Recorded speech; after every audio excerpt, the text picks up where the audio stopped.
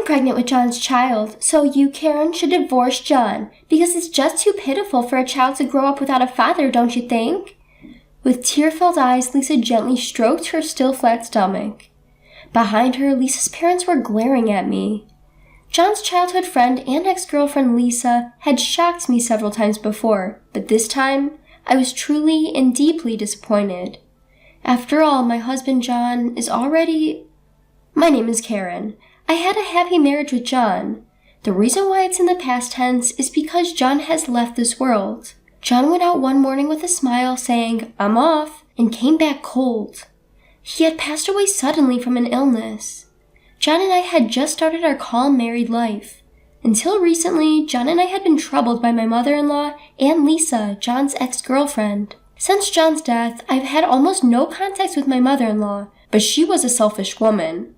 She wanted to control John's life as she wished. The young John was a good listener to his mother, and Lisa was almost like a fiancé chosen by their parents. They were told by their respective parents that they were a couple, so until they were in middle school, they really thought they were lovers. But when he became a teenager and reached puberty, John realized that it was ridiculous to have a fiancé in this day and age. Lisa seemed to like John, but John had someone else he liked, so he talked to Lisa properly and persuaded her that this relationship was strange. He had successfully parted with Lisa. But Lisa hadn't given up on John. John was good-looking and intelligent. He was really bad at sports, but that gap was one of the elements that made him popular. In other words, John was a ladies' man.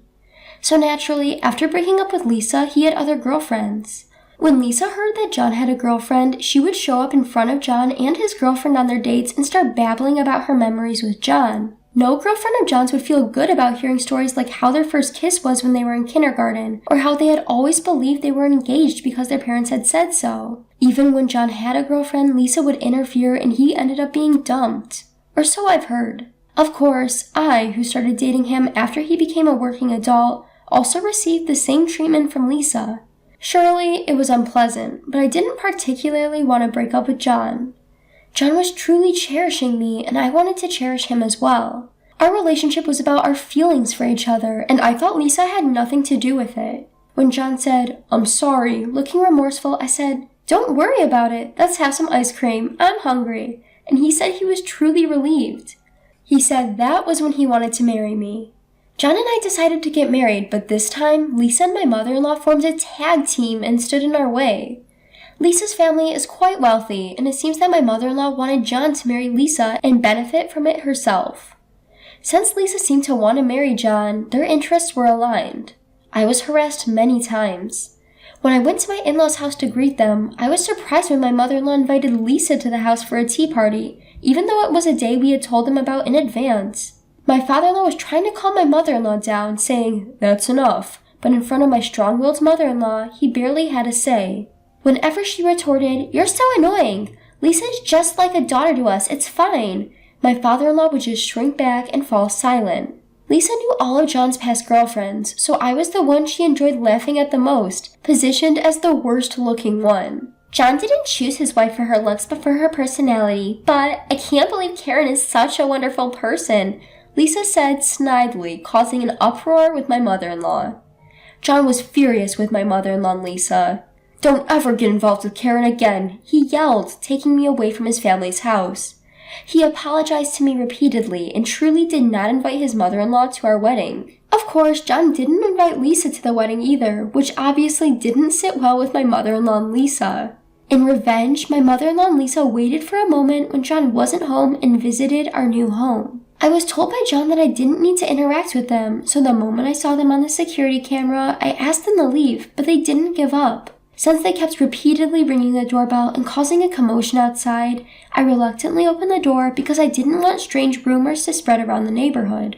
My mother-in-law and Lisa, who barged into the house, looked around and started complaining about the interior. The indirect lighting that John had chosen with care was just tacky to Lisa. When I said John chose that, Lisa instantly flipped her stance and said, "That's so John, I thought it was a nice design," making me feel her bitchiness. I served them snacks and tea because they arrived uninvited and started saying they were hungry, but I was incessantly nagged by my mother-in-law for not serving homemade stuff, and Lisa complained the tea was bitter. After they had their fill of complaining, my mother-in-law and Lisa left before John came home. Exhausted, I fell asleep on the sofa, and when I woke up, John had gently covered me with a blanket. I reported everything that had happened that day to John. John, furious, called his family's house and Lisa to complain, but his family showed no remorse, and Lisa was thrilled to get a call from John after so long. I realized that whatever we said to these people were meaningless. After discussing it with John, we decided not to open the door if my mother-in-law and Lisa came again, and to call the police if they caused a commotion outside. If they still didn't leave, we decided to consult the police. After that, it was really tough when my mother-in-law and Lisa actually came and we had to call the police. But perhaps because they were scolded by the police, my mother-in-law and Lisa finally calmed down and never came to our house again. It was tough, but we should be able to lead a peaceful life from now on. Believing so, John suddenly passed away. At the funeral, I was in a daze all the time, clinging to the coffin and crying. My mother-in-law told me it was because I had stressed John out that he had passed away so early. If my parents hadn't defended me, I might have followed John. I thought Lisa would come to the funeral, but she didn't. Even now, I shudder to think what would have happened if they had accused me together. 3 years had passed since John's death, and I was still living in the house we had shared. It was brief, but I simply couldn't bring myself to leave the house filled with memories of my time with John. One day, as I was enjoying the peace and quiet time, the doorbell rang. When I checked, the monitor showed Lisa and a couple who resembled her, likely her parents. Behind Lisa's smiling face, her parents wore stern expressions. Though curious, I decided to invite them in. Since the anniversary of John's death was approaching, I opened the door without any suspicion, which was a mistake. Long time no see, Karen. You see, I'm pregnant with John's child, so you have to divorce John, okay? It's not fair for a child to grow up without a father, right? Lisa explained, her big eyes welling up with tears as she caressed her flat belly. I'd been flabbergasted by Lisa before, but this time I was genuinely dumbfounded. After all, my husband John had already passed away. As I was trying to make sense of her words, her parents stepped forward and began to raise their voices. Even though John was married, he made a move on our Lisa and got her pregnant. We want him to take responsibility. You aren't going to say that Lisa should raise the child alone, are you? That's completely absurd. As the trio made a scene at the entrance, I felt a chill run down my spine. Even after John's death, Lisa continued to torment him. John was always kind and gentle, but Lisa caused him so much trouble. I'd seen John stressed out over Lisa numerous times. I couldn't forgive her. With that thought, I invited Lisa and her parents inside, saying, "It's no good to keep standing there." I led them into the family room, where our family's portraits were displayed. Lisa's parents, who entered the room before her, let out a surprised, "What?" when they saw the portraits. Lisa peeked into the room, her eyes wide and her voice catching in her throat. Of course she'd be surprised to see John's portrait displayed. While they were still in shock, I unfolded a portable table in the living room, prepared enough tea for everyone, and sat down in front of the three of them. "So, Lisa, you're pregnant with John's child, huh? John passed away 3 years ago. I'd love to know how you managed to get pregnant with my late husband's child. Are you okay? You look a bit pale." I asked, pretending to be oblivious to the three who had turned pale. Lisa, her eyes filled with tears, uttered in a trembling voice, "That can't be true." But her parents didn't let her wallow in her sorrow. "We are deeply sorry." All of a sudden, Lisa's father prostrated himself, followed by her mother. Her father tugged at Lisa's arm, forcing her to prostrate herself as well. I'm sorry. We didn't think that John had passed away." As Lisa burst into tears, her father grabbed her by her collar and shouted, "Who's the father of the child you're carrying?" Lisa then started to reveal her misconduct. The reason Lisa stopped visiting our house abruptly was not that she had given up on John, but because she had been transferred for work. The parents of Lisa and John no longer communicated, and it seemed this family truly did not know that John had passed away. As for the child in Lisa's belly, in short, it's unclear who the father is. It could be her married boss or one of the several men she met at bars. Lisa has led such a chaotic life that it was impossible to identify who the father was. Even though she was in love with John, it seemed that Lisa was trying to tear us apart by claiming the child she was carrying was John's. Despite having no relationship with John, she believed that kind-hearted John would not abandon her, now soon to be a single mother. On Lisa's confession, her mother burst into tears and her father exclaimed, "How shameful!" while I calmly asked Lisa, "How many months pregnant are you?" 3 months. The baby is already kicking." "You usually start to feel the baby move around 4 months at the earliest.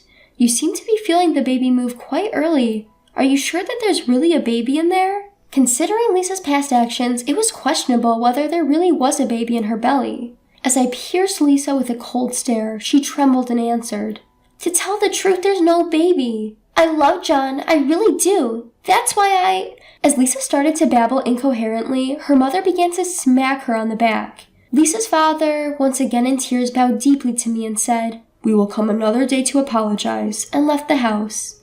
To the departing three, I stated, "No need for further apologies. Please don't come here again." After seeing off Lisa and her parents, who hastily retreated, I lit a candle at the home altar. I said a prayer and spoke to John. "John, thanks for lending me your strength. I'm not one to voice my opinion or get into arguments. I don't think I would have known what to do in such a heated situation. Yet, surprisingly, I was able to respond calmly to Lisa and her parents, just like John did when he was alive. John was good at calmly assessing a situation when a dispute arose and solving the problem. When Lisa and her parents bowed their heads to me, I felt a sense of clarity and I was able to respond appropriately. It felt as though John was lending me his strength. That day, I cried for John for the first time in a long time. The house without John was unbearably lonely. A few days later, despite my telling them not to come again, Lisa's parents came to visit. I didn't want them in the house filled with memories of John, so I told them to meet me at the nearby local restaurant. After preparing to go out and paying my respects at the home altar, I headed to the restaurant.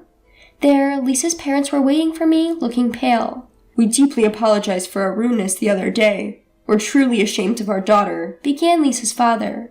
Apparently, upon hearing of John's death, Lisa burst into tears. After crying for a while, Lisa was possessed by a delusion that I might have been the cause of John's death and tried to confront me at my house, but her parents held her back and took her to a hospital instead.